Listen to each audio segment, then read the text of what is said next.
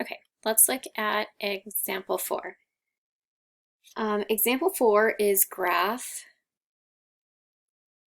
3 periods of the function.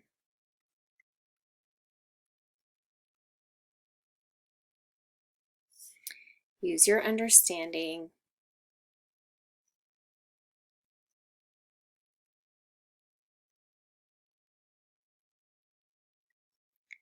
of transformations.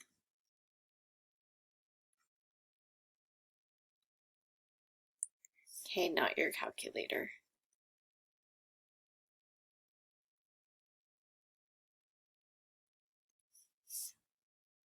Okay, so we're really doing essentially the same thing we did in example 3. Okay, so we're going to start with y equals 2 sine of 2x. So the period of this function is 2 pi over 2. Okay, so my period is pi. It's got an amplitude of 2, right? The amplitude is 2. Okay, this 2 out in front, if we think of this as far as transformations, is a vertical stretch. Okay, and then this 2 in here, right? This is a horizontal shrink of 1/2.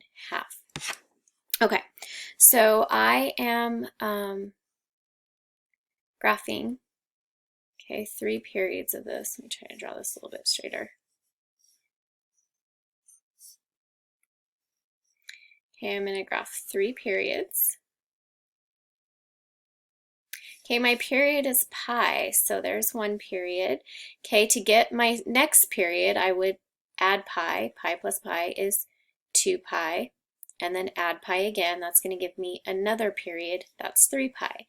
Okay, so if 1 period is pi, 2 periods is 2 pi, and 3 periods is 3 pi. And again, I'm going to break these up into quarters. Okay, my amplitude is 2. Okay, the sine function at the origin is at 0. Okay, then it goes up to the max, back to 0, down to the min, back to 0. Okay, so there is 1 period of that function. Okay, then it goes up to the max, 0, down to the min, 0. There's another period, up to the max, 0, down to the min, 0. There's 2 more periods. Okay, so if I graph this, that is 3 periods of that function. Okay, and I'm going to look at this on Desmos. So I'm going to start with just a sine graph. Okay, and we're going from, on this, we're going from 0 to 3 pi.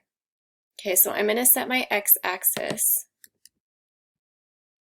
to be from 0 to 3 pi. Okay, my y-axis, I'll go 3 to 3. Okay. And we are in radians. Okay, so here's the normal sine function, right? At the origin, it starts at 0 up to the max. Okay, and we're in radians here. Okay, when I add in, right, this vertical stretch and this horizontal compression, right? So it takes the red graph as my original graph. Since it's a horizontal compression, right, it squishes that graph together. So here's 0 to 3 pi of this, okay, but when I add that, of the original graph, but when I add in that horizontal compression, right, I get a lot more periods in there, or a lot more cycles, I should say, in there. Okay, and then of course the vertical stretch, it takes that max and it boosts it up to 2 and down to -2. Okay, so you can see what those transformations do to that function.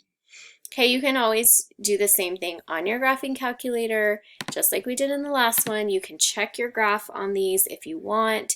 We're graphing 2 sine of 2x, okay, but make sure that you know how to do this without a calculator.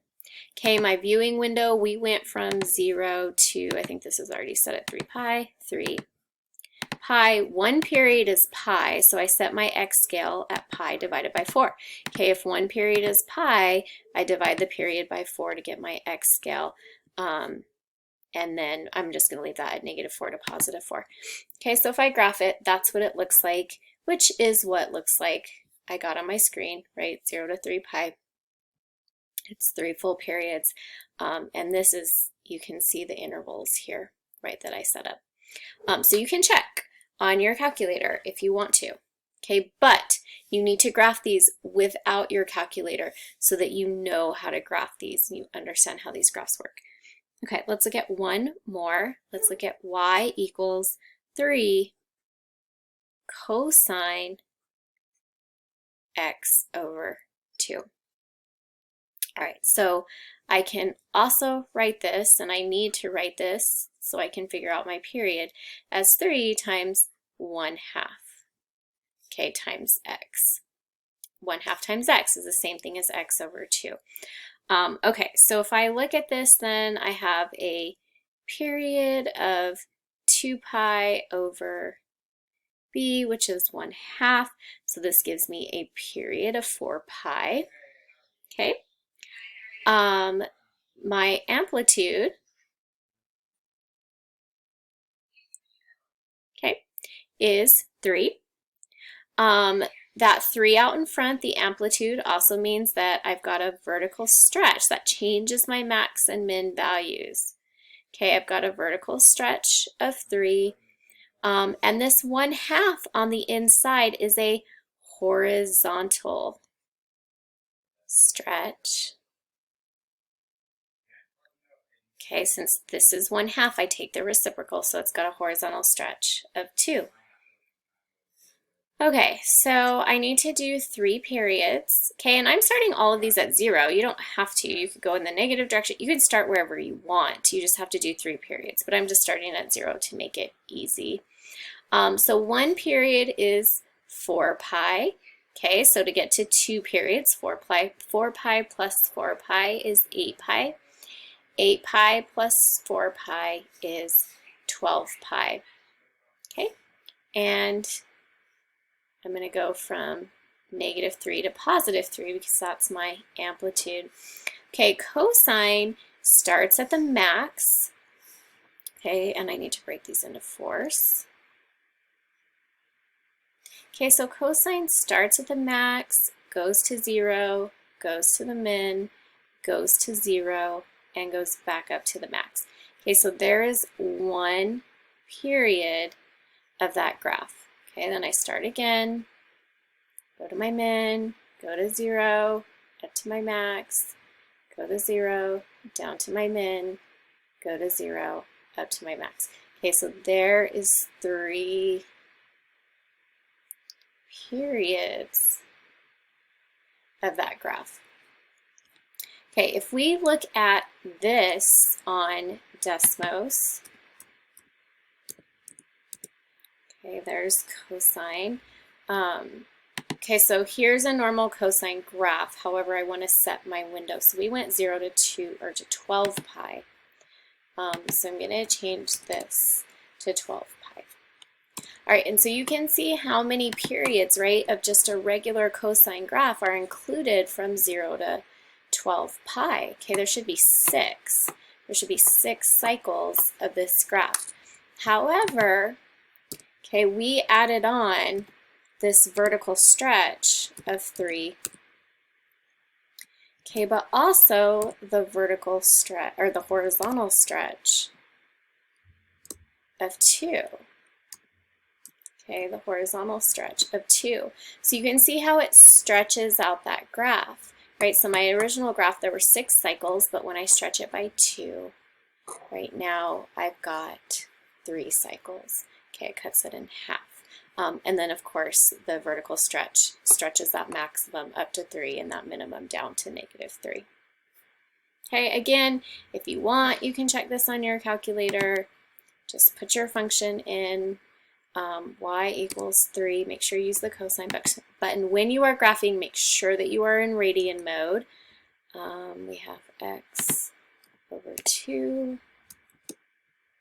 Okay, our window, we went from 0 to 12 pi. 1 period is 4 pi, so to set my x scale, I'm going to do 4 pi divided by 4, so really just pi. Okay, I'm going to leave my y where it is. Okay, and then I see that that matches what I have on my paper.